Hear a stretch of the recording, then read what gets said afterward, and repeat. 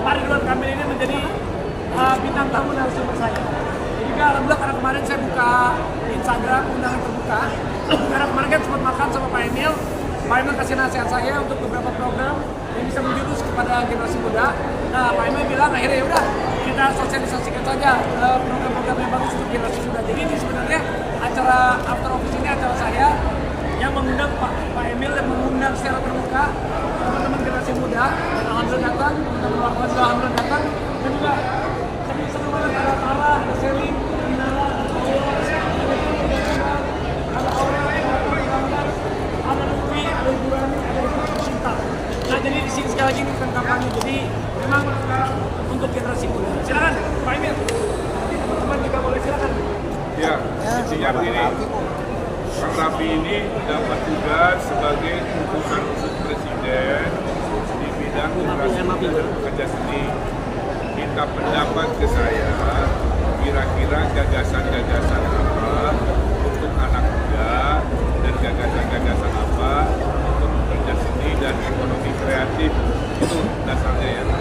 Sehingga di sini saya masih gagasan yang relevan dan yang saya pahami dari pengalaman maupun ide-ide. Jadi siapapun nanti yang mempraktekkan, yang mendapatkan kebaikan adalah anak-anak muda Indonesia. Kang Raffi ini adik asuh saya. Waktu menikah dengan Mbak Gigi, saya saksi nikahnya. Ya. Jadi sebagai bapak saksi nikah, saya wajib membuat Kang Raffi mantap dalam tugas barunya, dikasih gagasan, saran-saran, supaya pulang dari sini bisa diragukan, mungkin dalam kapasitasnya bisa mempengaruhi pemerintah pusat untuk memutuskan gagasan tadi. Contoh, kalau kita mau Jakarta naik kelas, salah satu caranya jadi kota festival. Ya.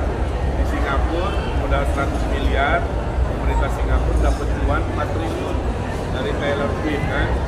Bayangkan kalau itu dijadikan gagasan di Jakarta dikali 100 saja seperti itu, nasional dan internasional, itu udah ratusan triliun perputaran uang dari satu gagasan anak muda kota festival dengan kelas internasional. Kira-kira begitu, dan gagasan-gagasan lainnya. Dan saya ucapkan terima kasih Raffi dan kawan-kawan, sahabat-sahabat dari hadir untuk meramaikan.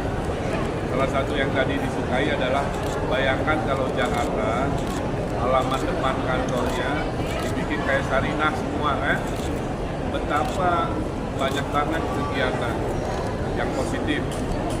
Itu yang disebut dengan membangun kota yang bahagia, karena rumus manusia sederhana, ada wadah ada kegiatan, tidak ada wadah tidak ada kegiatan. Dulu cuma tempat parkir nggak ada kegiatan, dibikin amphitheater banyak kegiatan.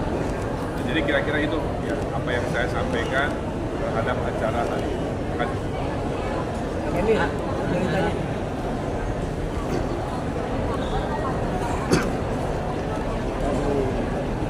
Ya, nanti di kampanye akbar semua sahabat-sahabat saya yang punya daya pengaruh, istilahnya influencer atau selebriti yang berkenan bersama kami pasangan itu pasti kami lagi. Saya habis dari kebetulan saya wartawan di Balai Kota DKI dan DPR. Menarik sekali pernyataan Emil tadi terkait ini menjadikan Jakarta sebagai kota digital. Sementara jika dikorelasikan dengan APBD yang telah disepakati mendekati angka 85 triliun.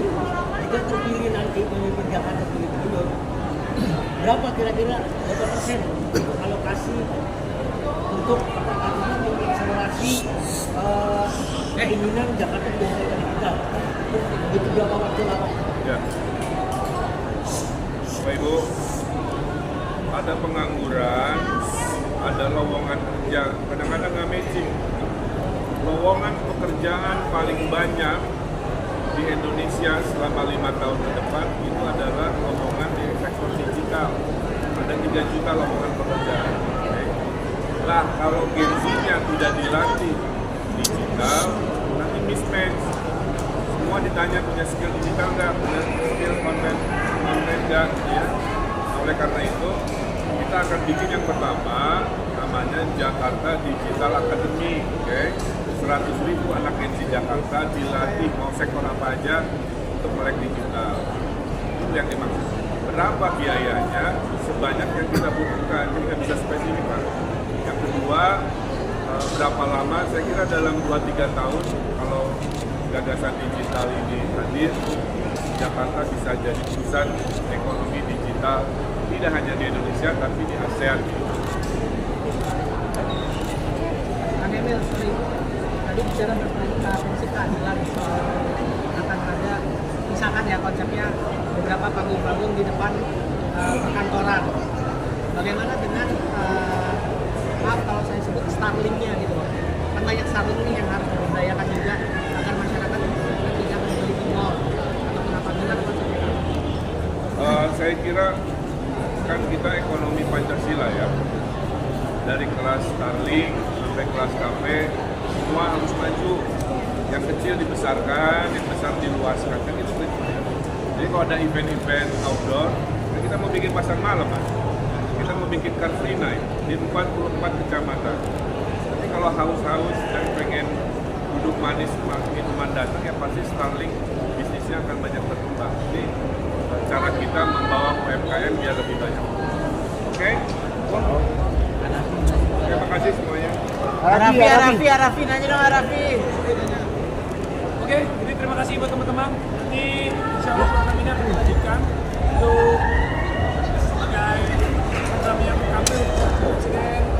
Jangan diri itu. Terima kasih sudah datang.